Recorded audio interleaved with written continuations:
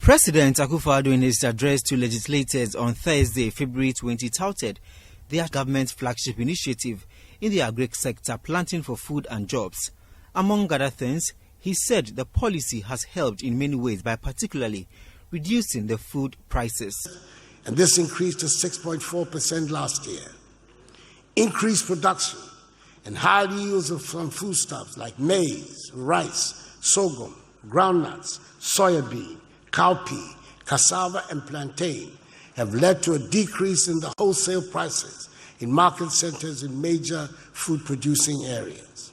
Furthermore, we're no longer importers of maize.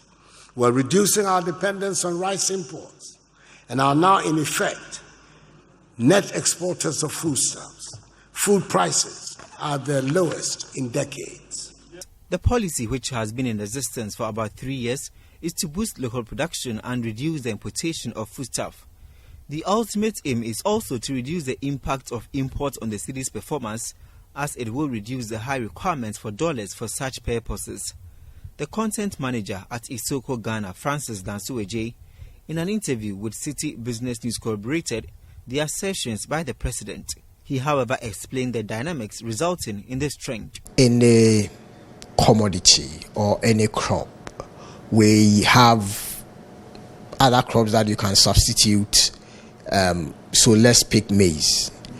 If I don't consume maize, I can consume rice, I can consume yam, I can consume plantain, I can consume cocoyam, depending on where I find myself within the country.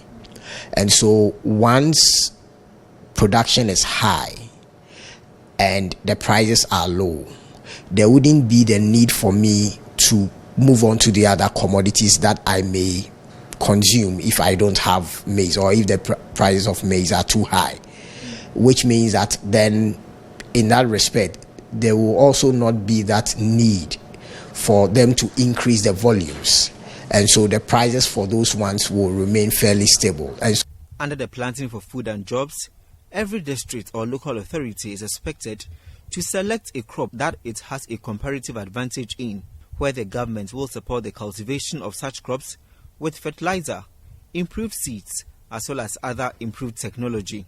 Even though crops such as maize, rice, soybeans, sorghum, and vegetables including tomato, onion, and chili pepper are all cultivated under the policy, the cultivation of maize has been relatively dominant across the country. As a result, in 2017, there was no importation of the grain, as local producers recorded higher output and have since been exporting some to neighboring countries. But Mr. Ej has sounded a caution in terms of the possibility of not being able to stabilize the reduced prices throughout the year. Comes to the vegetables. Vegetables have very short shelf life.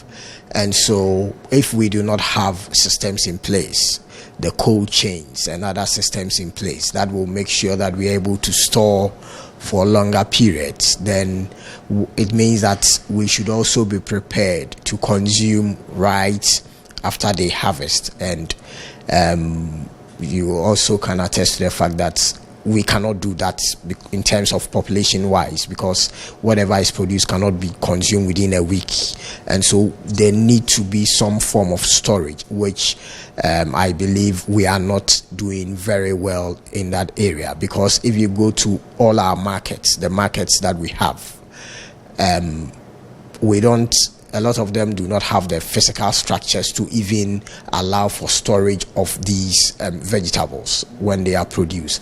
And so that is how come anytime we produce within a very short time, the volumes are less, and we rely on other people to help us support what we intend to eat within the country.